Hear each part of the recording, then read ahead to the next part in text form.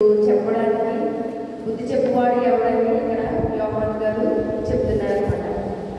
రాకడ సమయం గురించి మనము ఎన్నో వింటున్నాము, ఎన్నో చూస్తున్నాము. వాటన్నిటిని గురించి మనకు తెలిసి కూడా మనము బుద్ధి లేని వారుగా మనము ప్రవర్తిస్తున్నాము. దేవుడు చాలా విషయాలను మనకు వాక్యం ద్వారా బయటపరుస్తున్నాడు, లేకపోతే అనేక క్రియలు మనకి చూపిస్తున్నాడు. రాకడ గురించి వస్తున్న సూచనలు అవన్నీ కూడా మనము తెలుసుకుంటున్నాము, వింటున్నాము, చూస్తున్నాము, గ్రహిస్తున్నాము. కానీ మనం ఏం చేస్తున్నామంటే బుద్ధి లేని వారుగా ఉన్నాము. అందుకనే యోహాను గారు ఏమంటున్నారంటే, సర్ప సంతానమా రాబో ఉగ్రతను తప్పించుకున్నటకు మేము బుద్ధి చెప్పువాడు ఎవడు అని వాక్యం ద్వారా సెలవిస్తున్నాడు. అదేవిధంగా యెషయా గ్రంథం 1వ అధ్యాయం మనం చూసుకున్నట్లయితే అక్కడ ఏమంటాడంటే 2వ వచనంలో యెహోవా మాట్లాడుచున్నాడు. తర్వాత 4వ వచనం చూడండి, పాపిష్టి జనమా, దోషభరితమైన ప్రజలారా, దుష్ట సంతానమా, చెరపు చేయి పిల్లారా, మీకు శ్రమ అని చెప్తున్నాడు. ఇవన్నీ కూడా దేనికి సాదృశ్యం అంటే ఆయన ఉగ్రతకి, ఆయన రాకడికి సూచనలుగా ఆయన మనకి చెప్తున్నాడు. మనకి ఎన్నో విషయాల్లో దేవుడు మన పట్ల గాయం రేపు, లేకపోతే మన కుటుంబంలో ఏదో ఒక విధిగాను, లేకపోతే ఇతర సమస్యలతోనూ ఏదో ఒక విధంగా దేవుడు ఆయన వైపు మనం తిప్పుకోవాలనుకుంటున్నాడు. కానీ మనము ఆయన చేసిన కార్యములు మర్చిపోయి, ఆయన మన పట్ల పెట్టిన గాయాన్ని మర్చిపోయి, ఆ గాయాన్ని తీర్చిన తర్వాత మనం ఏం చేస్తున్నామంటే తిరిగి అదే జీవితంలోకి జీవించేవారుగా ఉన్నాము. కానీ దేవుడు మనకి ఎందుకు పరీక్ష పెట్టాడు, దేని నిమిత్తం పెట్టాడు, మనకి ఎందుకు అది వచ్చింది, మన ద్వారా ఏమన్నా దేవుడు బయలుపరచాలనుకుంటున్నాడా, లేకపోతే మన ద్వారా ఇతరులు ఏమన్నా మారాలనుకుంటున్నాడా అని ఎప్పుడు కూడా మనము ఆలోచించేవారుగా, గ్రహించేవారుగా ఏమాత్రం కూడా ఉంటారు. మన విషయాల్లో దేవుడు చాలా విషయాల్లో కూడా కొన్ని లోటు చేసుకుంటాడనమాట. ఈ లోటు తగ్గితే నా బిడ్డలు నా వైపు దిగుతారేమో, లేకపోతే ఇది వారిలోంచి తీసివేస్తే వారు నా ఎదురుకు వస్తారేమో అని చాలా విషయాలు కూడా దేవుడు మనకి చూపిస్తున్నాడు, చేస్తున్నాడు కూడాను. అయినా కూడా మనము ఏం చేస్తున్నామంటే బుద్ధి లేని వారి వల్ల మనము ఉంటున్నాము. మన పట్ల ఎన్ని కార్యాలు చేసినా కూడా ఆనాడు బుద్ధి లేని కన్యకలు సిద్ధులను నూనె పోసుకోకుండా, సిద్ధంగా ఉండకుండా ప్రభు వచ్చుతున్నాడని ఎన్ని కూడా ఆ సర్లే వేసుకున్నాంలే, సర్లే వేద్దాంలే అని వారు అజాగ్రత్తతో, అనాలోచనతో వారి రీతికైతే ఉన్నారో ఈ దినాల్లో ప్రజలు కూడా రీతిగానే ఉంటున్నాడు. దేవుడు ఎందుకు మనకు చెప్తున్నాడు, దేవుడు మన పట్ల మనం ఏం ఆశిస్తున్నాడు, రాబోయే ఉగ్రతను తప్పించుకోవడానికి దేవుడు మనకి ఏదో విషయాన్ని బయలుపరుస్తున్నాడు కదా, అది మనం గ్రహించుకోవాలి కదా, దీని ద్వారా ఎలా మారాలని దేవుడు చెప్తున్నాడు కదా అని మనము గ్రహిస్తున్నాం. కానీ బుద్ధి లేని వాళ్ళ మనం ఏం చేస్తున్నామంటే దాన్ని గ్రహించలేకపోతున్నాం. అందుకనే యోహాను గారు ఏమంటున్నారంటే సర్ప సంతానమా, రాబో ఉగ్రత నుంచి తప్పించుకున్నట్టు మీకు బుద్ధి చెప్పువాడు ఎవడు అని అంటున్నాడు. అదేవిధంగా రాబో ఉగ్రత ఏంటంటే ఆనాడు ఆయన యేసయ్య గారి ఒలివ కొండ మీద ఉన్నప్పుడు శిష్యులు అడుగుతారనమాట. మత్తయి సువార్త 24వ అధ్యాయము 4వ వచనంలో యేసు వారితో 3వ అధ్యాయం, ఆయన ఒలివ కొండ మీద కూర్చుని ఉన్నప్పుడు శిష్యులు ఆయన ఎదురు ఏకాంతంగా వచ్చి, ఇవి ఎప్పుడు జరుగును, ఈ రాకడను, నీ యుగ సమాప్తిని సూచనలేని మాతో చెప్పమనగా వారు అడిగారనమాట దేవుడిని, ఎప్పుడు ప్రభువా నీ రాకడ, ఎప్పుడు ఇది అంతమవుతుంది అని దేవుడిని వారు అడిగినప్పుడు మన యేసయ్య చెప్తాడు చూడండి.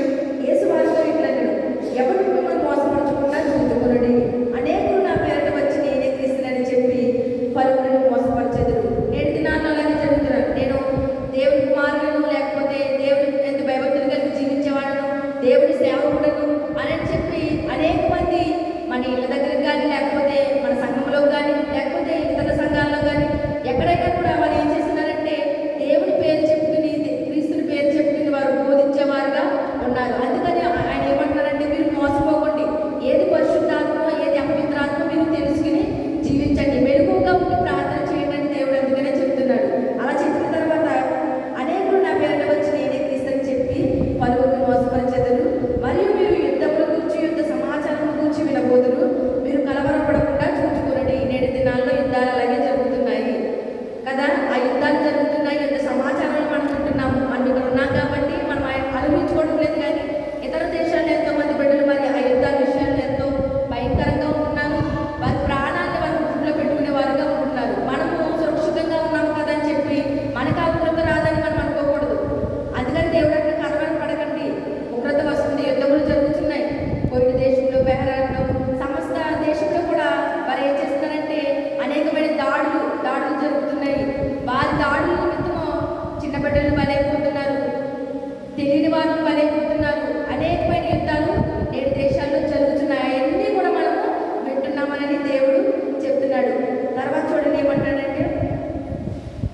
మీరు కలవరపడకుండా చూచుకోండి. ఇవి జరగవలసినవి కానీ అంతం వెంటనే రాదు. జనం మీదకి జనమును, రాజ్యం మీదకి రాజ్యమును లేచును.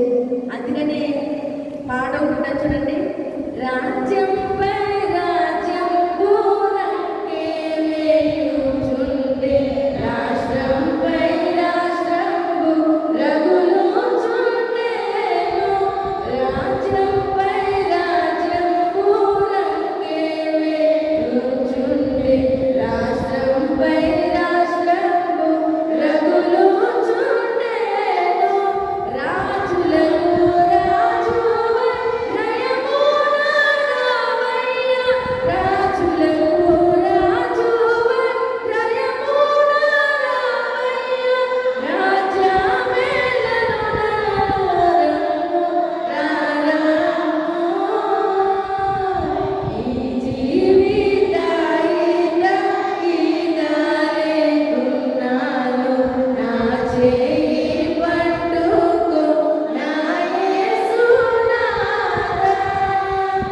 జనం మీదకి జనమును, రాజ్యం మీదకి రాజును లేచినంట. అక్కడ కరువులను, భూకంపములు కలుగును. ఇవన్నీ వ్యాధులకు ప్రారంభం. మనం కరువులు చూస్తున్నాము, భూకంపములు చూస్తున్నాము, సమస్తము కూడా చూస్తున్నాము. ఇవన్నీ కూడా దేవుడికి రాకడికి సాదృశ్యాలు. మనం అవన్నీ కూడా బుద్ధి కలిగి మనము అవన్నీ తెలుసుకుని ఇప్పటికైనా మారు మనసు పొంది ఆ మారు మనసు తగిన ప్రతిఫలం మనము పొందుకోవాలి, ఫలం మనం పొందుకోవాలి.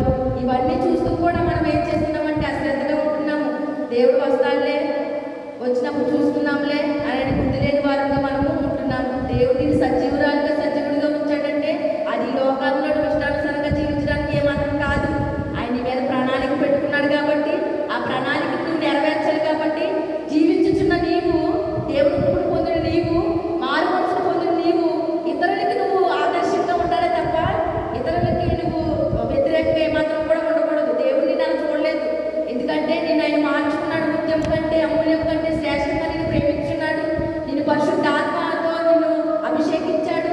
నువ్వు ఆయనలో రక్షణ పొందావు, నువ్వు ఆయన మారు మనసు పొందావు, ఆయన గురించి తెలుసుకుంటున్నావు, అనేక సువార్తలు ప్రకటిస్తున్నావు. తెలుసు కూడా నువ్వు అదే జీవితాన్ని జీవిస్తుంటే దేవుడు ఉగ్రతకు పాలయ్యేవాడుగా ఉంటామని దేవుడి వాక్యము సెలవిస్తుంది. అక్కడక్కడ కలుగులు, భూకంపములు కలుగులు, ఇవన్నీ వేదనలకు ప్రారంభం. అప్పుడు జనములు మిమ్మల్ని శ్రమపాటు చేసి చంపుదురు. మీరు నా నామం నిమిత్తం సకల జనుల చేత ద్వేషింపబడుదురు. అనేకులు అభ్యంతరపడి ఒకరినొకరు అప్పగించి ఒకరినొకరు ద్వేషించరు. అనేకులైన అబద్ధ ప్రవక్తలు వచ్చి పలువురిని మోసపరచెదరు. అక్రమం విసరించుట చేత అనేకులకు ప్రేమ చల్లారు. అక్రమము 7 దినాల్లో అక్రమంగానే జీవిస్తున్నారు అందరూ కదా. అందుకని ప్రేమ ఉండడం లేదు, ఒకరి పట్ల ఒకరు ప్రేమ కలిగి జీవించడం లేదు. అక్రమం చేయవాళ్ళ నా ఎదురు నుండి ఉన్నంటాడు దేవుడు. కాబట్టి మనం ప్రేమ చూపించేవాళ్ళు, ఎందుకంటే ఆయన ప్రేమ ఉంది. ఇప్పుడు ఒక తల్లికి ఒక కుమారుడు ఉన్నాడనుకోండి, తల్లి పనిలే కుమారుడు చేసి ఏమంటారు, తల్లి పోలికలే వచ్చాయి అంటారు. కానీ మన దేవుడు ప్రేమ ఉంది కదా. మరి మన తండ్రి ప్రేమ కలిగి ఉన్నప్పుడు ఆయన బిడ్డలమైనటువంటి మనం ఎందుకు ప్రేమ కలిగి జీవించలేకపోతున్నాము? మన రూపమును, మన స్వరూపమును మన బిడ్డలకు వస్తేనే ఆనందపడిపోతాం. మన శ్రేష్టలు లేకపోతే మన బుద్ధులు సమస్తం వస్తే మనం ఆనందపడిపోతామే. మరి దేవుడు సజీవుడు, ఆయన సమాధానకర్త, నీతిమంతుడు, యథార్థవంతుడు, ప్రేమ కలిగి జీవించేవాడు, సత్యం అనుసరించేవాడు, అబద్ధంకి ఎంత మాత్రమైన చోటు లేదు. మరి ఆయనకు మాత్రమైన నువ్వు కుమారుడు అయిన నువ్వు ఆయన రీతిగా జీవించాడు, నువ్వు కూడా రీతిగానే జీవించాలి కదా. ఎలా మనం దేవుని బిడ్డలు మనం చెప్పుకుంటాం? ఆయన పట్ల జీవించకపోతే, ఆయన అనుసరించి ఆయన పోలికని మనం నడవకపోతే ఎలాగ ఆయన కుమారులకు మాత్రమే మనం చెప్పుకుంటాము? కాబట్టి దేవుని ఈ దినాల్లో ప్రేమ అంట చల్లారిపోతుందంట. అంతం వరకు సహించేవాడు వాడే రక్షింపబడతాడంట. అంతం వరకు ఈ కష్టాలని, శోధల్ని, కరువుల్ని, ఇబ్బందుల్ని, లేకపోతే సమస్తము ఎవడు సహిస్తాడో వాడే అంతం వరకు రక్షింపబడతాడంట.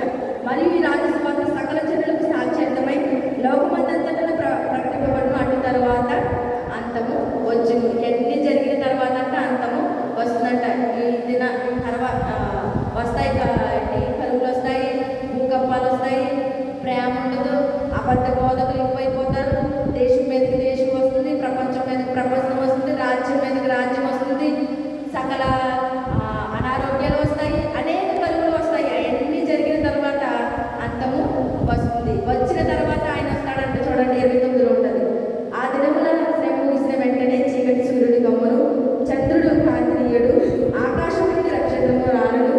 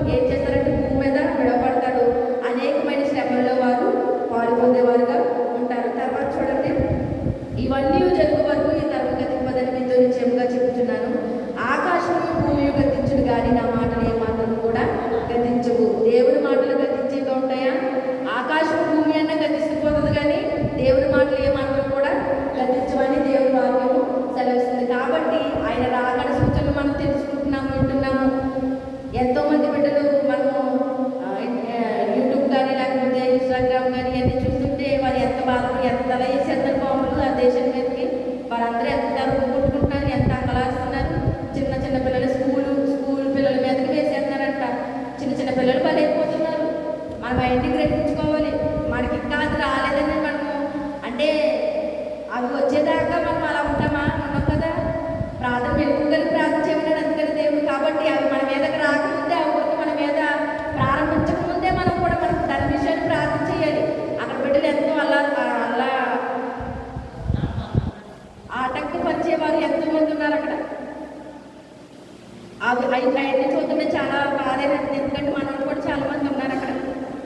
ఎడారి దగ్గర ఉన్నారు, లేకపోతే సిటీలో ఉన్నారు, అక్కడక్కడ చాలా మంది ఉన్నారు. కాబట్టి వాళ్ళందరూ కూడా మనం ప్రార్థన చేయాలి. వారి కుటుంబాన్ని విడిచి, బిడ్డలు విడిచి అంత దూరం వెళ్ళారంటే మనం వాళ్ళ కోసం ప్రార్థన చేసేవారుగా ఉండాలి. మనం దేవుడు అందుకని మీరు ప్రార్థన చేయండి వారి గురించి. మన వారు ఎవరు లేరు కదా అక్కడ, మనకెందుకు అని మనం అనుకోకూడదు. దేవుడు పాపం చేయలేదు. ఆయన నోటి మాట కానీ క్రియల ద్వారా ఏ విషయంలో కూడా పాపం చేయలేదు. కానీ మన కోసమే కదా ఆయన పని అయ్యాడు. నేను చేశానే నాకు ఎందుకని అనుకున్నాడా? లేదు, మన నిమిత్తమే ఆయన పాపంలో మన పాపాలను ఆయన భారంగా మోసుకుని సిలువను మోసుకున్నాడు. కాబట్టి వారు ఎవరైనా సరే మనం వారి కొరకు ప్రార్థన చేసేవారుగా ఉండాలి. ఎంతోమంది బిడ్డలు, చిన్న బిడ్డలు చనిపోతున్నారు, అంగలాస్తున్నారు వారి తల్లిదండ్రులు అందరూ కూడా ఆ బిడ్డల నిమిత్తం. పెద్దవారు పాపం పిల్లల మీద చూపిస్తున్నారు వాళ్ళు. కాబట్టి ప్రేమ చల్లారిపోతుంది. ప్రేమ లేదు, జాలి లేదు. మన దేవుడు జాలిమంతుడు. అయినా కూడా మనుషులకు జాలి లేదు. చిన్నపిల్లలు కదా అని చూడడం లేదు. ఎయిర్పోర్ట్ల మీద వేసేస్తున్నారు, అనేక మంది మీద వేసేస్తున్నారు. ఆ బాంబు ఎక్కడికి వెళ్ళి పడుతుందో కూడా తెలీదు. అందుకని దేవుడు అనే యుద్ధం గురించి, యుద్ధ సమాచారాల గురించి మీరు వింటారు అని దేవుడు అందుకని వాక్యం ద్వారా సెలవిస్తాడు. కాబట్టి మనం ఏం చేయాలంటే వారి గురించి ప్రార్థన చేయాలి. దివారాత్రులు కూడా వారి కోసం మొరపెట్టాలి. ఆ యొక్క యుద్ధం ఆగేంత వరకు కూడా మనం ప్రార్థన చేసే వారిగా ఉండాలి. ప్రార్థన ప్రతిఫలించేవాడు ఆయనే. సొదొమ గొమొర్రా పట్టణము ఎట్టి రీతిగా నాశనం అయిపోయిందో, నోవాహు దినములలో నోవాహు దేవుడు ఎలాగ రక్షించాడు, దేవుడు ముందుగానే సమాచారం చేశాడు. అయినా కూడా మనుషులు గ్రహించే వరకు లేకుండా పెళ్ళాడుచు, పెళ్లికిచ్చుచు వారి లోకానుసారంగా జీవించారు. దేవుడు ఉగ్రత వచ్చింది, దేవుడు రాకడ వచ్చింది. నోవహు నమ్మాడు కాబట్టి ఓడలో ఉన్నాడు, తన కుటుంబం కూడా రక్షింపబడ్డది. అలాగే ఈ దినాల్లో మనం కూడా దేవుడి మాటలు వినేటట్లయితే ఆయన రాకడని మనం గుర్తెరిగి, ఆయన రాకడికి మనం ఎంత మాత్రం ఫాలో అవ్వకుండా మనం కాపాడికి నీతలను కూడా కాపాడే వారికి మనము ఉంటాము. అందుకనే అంటాడు ఆయన, చూడండి 37 నోవాహు దినము ఎలా ఉన్నాడు, మనుషు కుమారుడు రాకడియు అలాగే ఉన్నాడు. జలప్రలయమునకు మొదటి దినములలో నోవాహు ఓడలోకి వెళ్ళిన దినం వరకు వారు తినుచు త్రాగుచు పెళ్లి చేసుకొనుచు పెళ్లిచుండి జలప్రలయం వచ్చి అందరినీ కొట్టుకొని పో వరకు ఎరగకపోయింది. అలాగే మనిషి కుమారుడు రాకడ కూడా ఉండును. నోవాహు దినములలో అలాగే ఉన్నది. కాబట్టి దేవుడు వాక్యం ద్వారా సెలవిస్తాడు. నోవాహు చెప్పాడు మనుషులకి, జలప్రలయం వస్తుంది, దేవుడు రాకడ వస్తుందని. అంటే వారు ఎవరు కూడా నమ్మలేదు.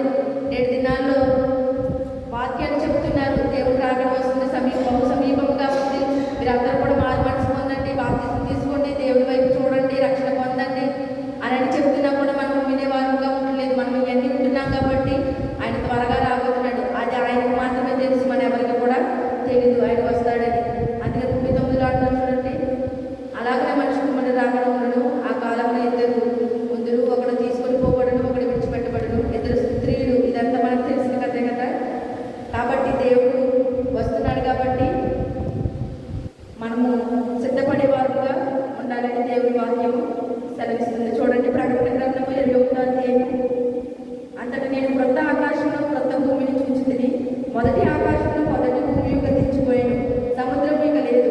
మరియు నేను నూతనమైన యెరూషలేమును అను పరిశుద్ధ పట్టణమును తన భర్త కొరకు అలంకరింపబడిన పెండ్లి కుమార్తె వలె సిద్ధపడి పరలోకమందున్న దేవుని యొద్ద నుండి దిగి వచ్చుట చూచితిని. ఇదంతా అయిపోయిన తర్వాత మళ్ళీ కొత్త ఆకాశము, కొత్త భూమి అన్నీ కూడా జరుగుతాయి. కానీ ఆయన రాకడ ఇటు రీతిగా వస్తుందంటే, దొంగ కన్నం వేయడానికి గృహంలోకి ఇటు రీతిగా అయితే వెళ్తాడో, దొంగ వస్తున్నట్టు ఇంటి యజమానికి తెలుస్తుందా? తెలీదు. ఎప్పుడు వస్తాడో కూడా తెలీదు. అలాగే మనిషి కుమారుని రాకడ అలాగే వస్తుందంట. దేవుడు ఎప్పుడు వస్తాడో మనకు తెలియదు. కాబట్టి మనమందరం కూడా సిద్ధపడే వారుగా ఉండాలి. సిద్ధపడిన కన్యకల వలె సిద్ధిలో నూనె పోసుకుని ఆయన వచ్చినప్పుడు ఆయనతో కూడా మనం వెళ్ళేవారుగా ఉండాలి. లేకపోతే బుద్ధి లేని కన్యకల వలె మనము నూనె లేకుండా దేవుడు వస్తాడులే అని అజయగ్రంథంగా ఎన్నిసార్లు తలుపుకుంటున్న ఆయన తలుపు తీసేవాడుగా ఉండడు. కాబట్టి ఆయన మనకి ముందుగానే హెచ్చరిస్తున్నాడు. కాబట్టి మారు మనసు పొందండి, దేవుని తెలుసుకోండి, దేవుని ఎరగండి, దేవుని ఎందు భయభక్తులు కలిగి జీవించండి. అలా జీవించినట్లయితే ఆ ఉగ్రత నుండి మిమ్మల్ని దేవుడు తప్పిస్తాడు. ఆయనతో కూడా మిమ్మల్ని ఆయనతో కూడా మిమ్మల్ని తీసుకువెళ్తాడు. లేకపోతే విడవబడిన ఉంటే కింద భూమి మీద ఎన్నో కరువులు, లేకపోతే ఎన్నో కష్టాలు, ఎన్నో ఇబ్బందులు మనం గురయ్యే వారుగా ఉంటాము. మనం అవన్నీ చదువుకుంటే చాలా భయంకరంగా ఉంటుంది. నరకంలో ఉంటే దివారాత్రులు మనం కాలేవారుగానే ఉంటాము. అదే దేవుడితో ఉంటే నిత్యము కూడా దేవుడి దగ్గర ఆయన పాదాల దగ్గర కూర్చుని నిత్యము స్తుతి అనేది మనము ఆయన్ని కొనియాడుతూ ఉంటాం. కాబట్టి ఆయన రాకడ గురించి తెలుసుకున్న మనము, యుద్ధాల గురించి తెలుసుకున్న మనము, వారి గురించి ప్రార్థన చేసి దేవుని యొక్క శక్తిని మహిమని మన అందరం పొందుకోవాలి. ఆయన రాకడకు మనము ఎదురు చూసేవారుగా ఉండాలి. ఆయన నిమిత్తం మనము ప్రభువా నేను కూడా నీ రాకడలో ఎత్తబడే గుర్తులో నేను ఉండాలి ప్రభువా అని మనం అందరం కూడా ప్రార్థన చేయాలి. కాబట్టి ఆయన త్వరగా వస్తున్నాడు. కాబట్టి అందుకని పాట ఉన్నది కదా, యేసు రాజుగా వస్తున్నాడు, భూలోకమంతా తెలుసుకుంటారు. కాబట్టి ఆయన వస్తున్నాడు. కాబట్టి మనం అందరం కూడా తెలుసుకుని అజాగ్రత్తగా కాకుండా జాగ్రత్తగా ఉండి దేవుణ్ణి నమ్మి దేవుని యందు నమ్మకం ఉంచి ఆవిడ ఎంతైనా విశ్వాసం ఉంచమన్నాడు దేవుడు, మన దేవుడు. కాబట్టి మనం విశ్వాసం ఉంచినట్లయితే దేవుడు సమస్తము చేయగల దేవుడు. కాబట్టి ఈ రాకడ విషయాన్ని మనం తెలుసుకున్న మనం ఎలా ఉండాలంటే దేవుని ఎరిగే వారంగా ఉండాలి. ఎన్ని విషయాల్లో దేవుడు మనకి సహాయం చేయలేదు, ఆయన సహాయం చేయకపోతే మనం ఇలా ఉంటామా? ఉండము. నీ జీవితం విషయంలో కానివ్వండి, లేకపోతే నీ కుటుంబం విషయంలోనే కానివ్వండి, నీ స్థితిగతుల విషయంలో కానీ ఎన్ని విషయాల్లో దేవుడు నీకు కృప చూపించాడు, ప్రేమ చూపించాడు. మరి అవన్నీ మనం మర్చిపోతే ఎలాగా? ఎన్నో ఇబ్బందుల నుంచి ఆయన విడిపించాడు, ఎన్నో కష్టాల నుంచి విడిపించాడు. నీకు ఆరోగ్యం వస్తే నీకు మళ్ళీ తిరిగి ఆరోగ్యం ఇచ్చేవాడు ఆయన కదా. గాయం కట్టువాడే ఆయన, గాయం రేపువాడు కూడా ఆయనే. మరి గాయం పెట్టినప్పుడు ప్రభువా నా గాయం కట్టు ప్రభు అని ప్రార్థన చేసిన నీవు గాయం తగ్గిపోయిన తర్వాత ప్రభుని ఎలా మర్చిపోతావు కదా? మనం మర్చిపోకూడదు కదా. మరి గాయం ఉన్నప్పుడు ప్రభువా నాకు గాయం తగ్గించు, లేదా ప్రభువా నా కుటుంబంలో సమస్య తగ్గించు, లేదా ప్రభువా నా అప్పుల బాధను తగ్గించు, ప్రభువా నాకు అనారోగ్యం తగ్గించు అని దేవుడు అడుగుతావు కదా. మరి గాయం తగ్గిందని మన దేవుడు ఎందుకు మనం పట్టుకోము, అనుసరించుకొని నడుచుకోము? ఎందుకంటే గాయమైన కట్టెగడు కాబట్టి. మళ్ళీ గాయమంతేనే కానీ దేవుడు మనకి గుర్తురాడు. మనం ఎందుకు అలా జీవించాలి? మనుషుల పట్ల మనం ఎటు రీతిగా ఉన్నా కూడా దేవుని పట్ల మనం నిజాయితీగా ఉండాలి. ఎందుకంటే ఆయన సజీవుడు. మనం ఏంటనుకుంటున్నాం కానీ ఆయన చూస్తున్నాడు సమస్తము. లోపల ఒకలేక బయట ఒకలేక మనము ఉండకూడదు. చూడండి మత్తయి సువార్త 8వ అధ్యాయం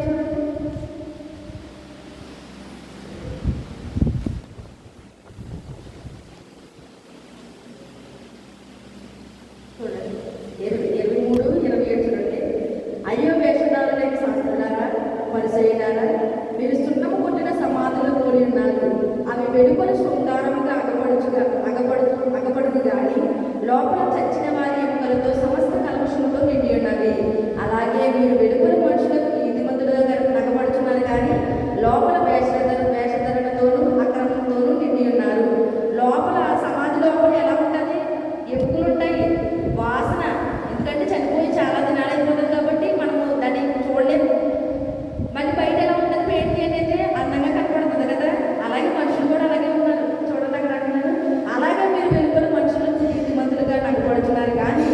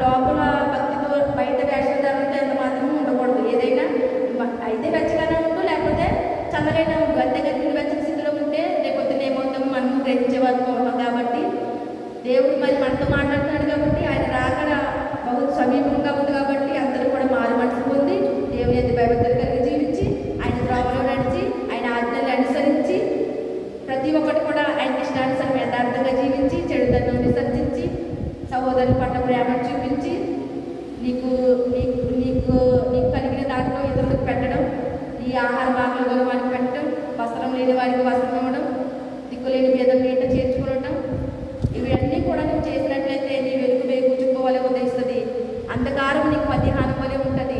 నీ నీతి నీ ముందర నడుస్తుంది.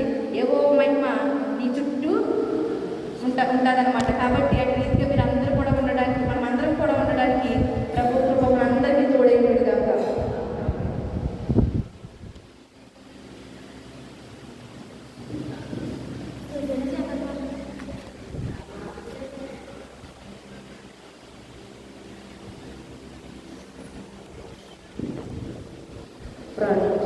స్తోత్రం మహాపరిశుద్ధ